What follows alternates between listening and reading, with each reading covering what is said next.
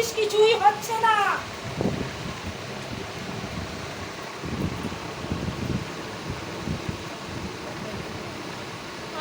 বাবা বলো আমাদের খুব কষ্ট, যে বাড়িতে আছি বাপের বাড়িটাই বটে, কিন্তু না বাইরেই রয়েছে, আমার কোনো কিছু দিতেও চাইছে না। আমাদের কি অবস্থা,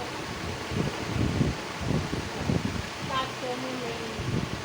কাজকর্ম থাকবে কি করে? পিছনে তো শত্রু রয়েছে, অনেকগুলো শত্রু রয়েছে। এবং অমাবস্যা পূর্ণিমা হলে যজ্ঞ করে কিছু জিনিস তান্ত্রিক ক্রিয়া করা হয়। এই জামাইবাবুটার নাম তান্ত্রিক ক্রিয়া করা হয়, তার জন্য তোদের শরীরও ভালো যায় না।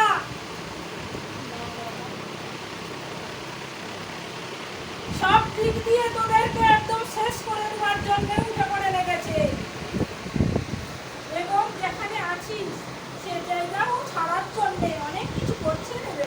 হ্যাঁ বাবা অনেক কিছু খুঁজে দিয়ে যায়, আমি না দেখতে পেয়ে যাই। অনেক কিছু করছে, অনেক কিছু কারসাজি করছে, সব রকম ভাবে চেষ্টা করছে যাতে তোরা সে উঠে ওখানে থেকে চলে যাস অন্য কোথাও। আমরা চলে যেতেই চাই, কিন্তু আমার অংশটা না বিক্রি হলে। সেটাই তো, নিজের অংশ ছেড়ে যাতে না দিতে হয় তার ব্যবস্থা তো ওরাই করছে, আর তোরা বা ছাড়বি বা কেন? আর আমাদের জায়গাও নেই, কোথায় গিয়ে দাঁড়াবো? আমাদের ওই পয়সাটা পেলে তা না একটা ঘর ভাড়া নিয়ে থাকতে পারি। কিন্তু কোনো কারণে ওরা চাইছে না যে ওই ভাগ ওদেরকে না দেওয়া হোক। দাদা দিদি জামাইবাবু বড় বৌদি, মানে আমি বলতে পারবো এক না। মহিলা রয়েছে, দু পুরুষ রয়েছে। বড় বৌদি আরো পিসি না।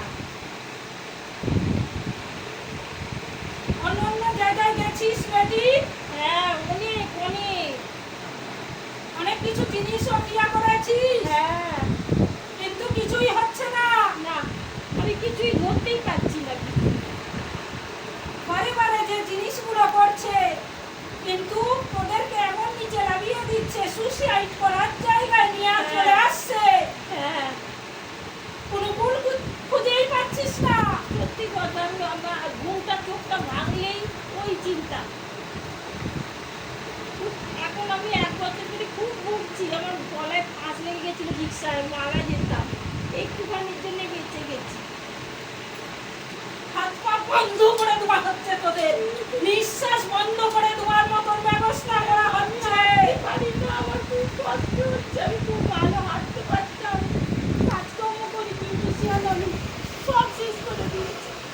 কোনো কাজ বাজ নেই এবং শরীর ভালো চলে না, খাওয়া দাওয়া ঠিক মতন করতে পারিস না, রাতে ঘুম হয় না, না, খুব কষ্টে আছি। পুরো জর্জরিত হয়ে পড়েছিস। হ্যাঁ, টাকা পয়সাও হাতে থাকে না। সব শেষ করে দিচ্ছি।